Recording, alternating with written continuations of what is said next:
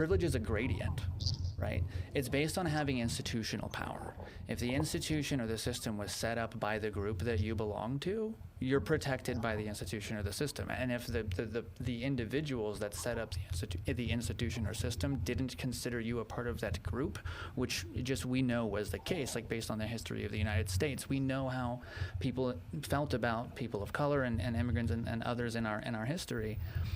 They just didn't care about their personhood or humanity or safety or well-being to the degree that they did about Christian white people, especially men. So the system was set up in a way that really only prioritized, for the most part, that group of people, and the rest were just kind of like, yeah, if it affects you negatively, fine. If it benefits you, like, I'm not going to stop it from benefiting you, but it's not for that purpose. It's not the sense that only bad things happen to people that don't have privilege, because there is wealth privilege that I don't have, and a lot of people in rural communities, like you described, don't have either. People who are wealthy have a lot more access to a lot more opportunities than a white person who's not wealthy. But a white person who's not wealthy has a lot more opportunities has access to a lot more opportunities than a person of color who's not wealthy. Yeah, but would the you majority of consider, cases. do you think you have white privilege? Yeah, absolutely. How? Because I'm not afraid when the police show up. Like when the That police doesn't show mean you up, have privilege. of course it does. That That's just means you exactly didn't what commit a privilege is. crime. No, If you commit, if you that's not what that means at all, dude. There have been listen, plenty. Go ahead. if you committed an armed robbery, I think you would be scared of the police. I True. think you would be looking out your window, hoping that you got away with whatever you committed. Right. I think, So I don't think is that to say that normal black people. Oh, go ahead. is that to say that every person of color that has ever been nervous when the police have arrived have been guilty of committing a crime? No, no. I think they're Exactly. just guilty. Exactly. I think, No. I think they're just scared. I think they're just scared because these people say that all these police officers are out here unaliving black people. Yeah. Like if you stop and you show them your ID, you show them your insurance, Do you and remember you the don't name? cause no problems, I don't you will remember have the no guy's problem. name, but there was a gentleman, a black gentleman, that was in the passenger seat, or I don't know if he was driving in the passenger seat, but he was asked by police to show them his ID. And when he reached into his pocket to get his wallet, they did that. They unalived him Hmm. because they thought he was reaching for a weapon. After they asked him to show him their ID, show them his ID. So Okay, well, I think hold that's on. There are plenty of people that have been unalived by police, not exclusively, but mostly people of color, after not doing anything wrong, or at least at a moment where the police did not have any evidence that they had committed a crime, and but that does matter. if you look at the statistics, black people are not unalive that much by police officers. That much compared to what? What do you mean? Do you mean That like much, I mean, and that much. I mean, people say that like officers are out here hunting those kind of people, but they're not. And if you look at, I've seen tons of videos, and I don't care what color you are. Whenever you get pulled, I've been pulled over multiple times. I'm sure you've been pulled over too. Mhm. Whenever I stop, I roll down my window, I give them my ID, I give them my insurance. I ain't never had a problem. Yeah, I've got a few tickets, but it's because I Right. messed up. But your experience is not indicative of everybody's experience, and Mhm. I generally trust that people are a reliable witness to their own experience. Like there are medical indications that somebody isn't, but I'm not qualified to make that choice or that determination. So when you have examples like people complying with police orders and doing exactly what they're being asked to do and still being unalived after having done nothing wrong, they have every right to be afraid. I Because agree. If that was true, go ahead. I've seen multiple videos, and every video I've seen, regardless of the color, I'm not going to even bring up color. Regardless of the color, those that didn't obey the police officers didn't have a good day. And it doesn't matter how it ended, but they didn't have a good day. So my point is, regardless of your color, when you get pulled over, they're doing their job, right? Police are doing their job. Show them your ID, show them your insurance, Get your ticket, get your warning, go on about your way. Right, but the implication here is that a person, because of the job that they applied for, like police training is not that. I don't know what word I want to go for. Like, it's not that I think I'm intense. with you. I think I'm with You you. know what I'm Yeah, it saying? could be better. Right. So the implication is that somebody with the level of training that we agree probably is like not near adequate at all has the authority to ask, like, to just stop you from whatever you're doing in your everyday life if they think you have done something wrong. And if you don't listen to what they say, they have the right to unalive you, to end your life because you didn't do what they said you should have done. And I don't I agree wouldn't with that sentiment regardless of race. I wouldn't say that they have the right to unalive you. I think they have the right to detain. If you're being resistant, I think they have the right to detain you. I think they have the right to. I mean, police have multiple reasons why they can stop you. Lights out. You didn't use a signal. Maybe you didn't yield for the right of way. I mean, there's tons of reasons why they can pull you over. Yeah, and people have lost their lives for things as simple as that. And when the reason I bring that up is because we got on this is because primarily across the board, when you look at these instances, most of the time when unjustified use of lethal force is found to have been truly the case, the victim was a person of color. So, But yeah, give me an example. you know what? That's a good question. I would say I believe the well, no, actually, I'd say because I was going to say Mike Brown, but I think Darren Wilson was acquitted. Is that correct? I think that guy pulled a weapon on the police officers. I'm not Mike sure. Brown did not pull a weapon on the police officer. I'm from that area. That's not true. Okay, well, like I said, if you can pull up someone, a person you're talking about that's been unalive for completely complying, I'd be willing Well, to that's not what I entertain said. your claim.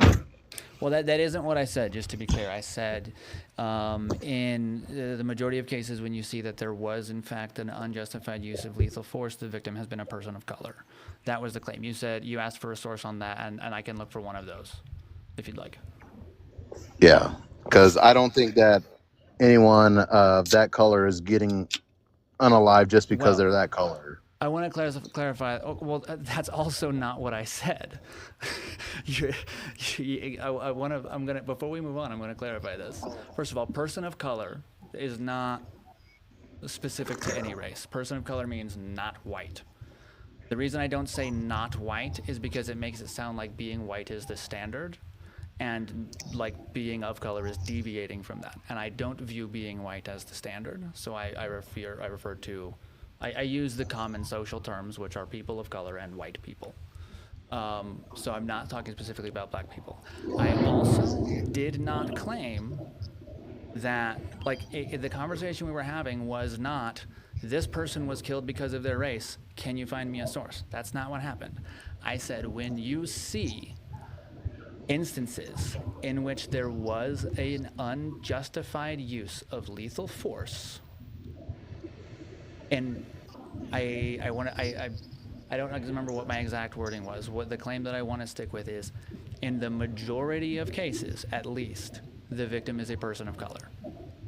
And I would just like to see a case of one of those. Okay, as long as we're talking about the same thing, because I said it twice, and you said, okay, find me an example because I don't think this other thing, and I said, that's not what I said. I said, Okay, this. so let me clarify then. I Okay. want you to find an example of someone of color that was complying with police and was unalived.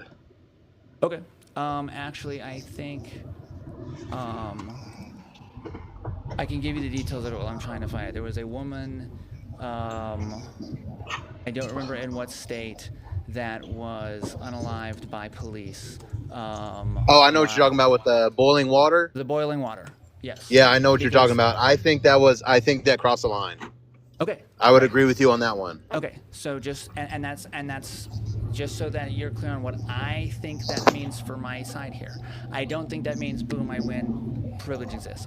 That is an example of a case of unjustified use of lethal force in which I would there's agree on that one. Okay, cool. So, and now, of course, one example doesn't prove my point, but I think that if you and I, you know what, I said it with more certainty than I guess my own certainty warrants. So I believe it to be the case, Yes, sir. based on what I've heard, that in most instances in which that's the case, it's always a person of color, right? So Yes, that's sir. the sort of things we look at when we say like people of color are typically afraid when police show up. Like I remember like recently, and this is anecdotal, so take it for what you will, but like a friend of mine who is black, and we were just kind of like hanging out in my car outside of the restaurant we had just eaten food at, and we look up and see a cop driving down the street, and I just like look back to him to go back to our conversation, and he watched that cop to see if he was going to turn into the parking lot to see what we were doing, because he's a black guy sitting in a car in a parking lot. And that's just like from the experiences that he's had. His experiences has given him reason to believe that that's a good course of action to take when he sees police, because he doesn't know how they're going to behave. Yeah, I can understand that, but I also think that the media is portraying the police as these evil people who are out to get people of color, and that they're just going to unalive them. I don't think that helps. I think there are bad cops, but I think there are also good cops. And just because you have an negative interaction with one cop, doesn't mean that all cops are bad. And I think that's a lot of what happens is you have a negative interaction and you say fuck the police. Like, I'm not, Okay. you know. I think I think I can agree with most of what you said there, or all of it. Um, but the where the privilege comes in is that the perception that I'm not safe around police because of what I look like is not a feeling that people that look like me have.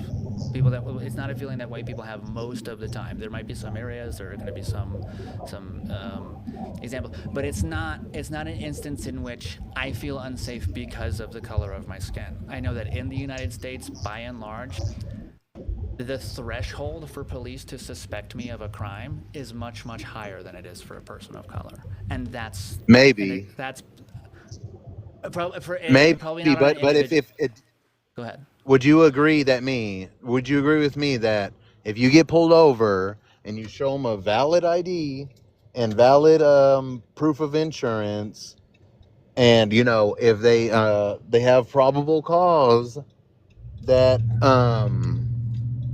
that you probably be fine if you have your ID and your valid event, your proof of insurance, no matter what you were doing, that you won't. And if you roll down your window and you comply, you won't get unalived, I no think matter that's true what for your color me. is. I think that's true for me, and I think the guy, and I wish I could remember his name because it feels like kind of just like rude to not use his name when I talking know about him. But you're hanging out with him, you don't even know his name.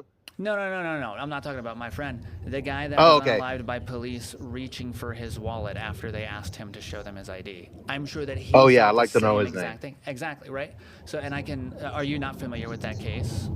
No, I have not heard Okay. about that. Okay. 1 second here. Like I said, I heard about the boiling pot of water lady. I definitely Okay. heard about that, but I haven't heard about the guy reaching for his ID and then getting unalived. Philando Castile. Have you heard that name So he's before? Hispanic. No. He's an African Castillo is American a man. Hispanic name. Castile, Castile. Oh, I thought you said Castillo. Yeah, I know, that's all right. Yeah, I'm with you. Castillo sounds Hispanic to me too, but yeah, Castile, Philando Castile, African American man, was fatally unalive during a traffic stop by police officer Geronimo Yanez of the St. Anthony Police Department in Minneapolis. Here, persons involved, incident. Let me try to get to like the meat and potatoes of what actually matters. Okay. Um,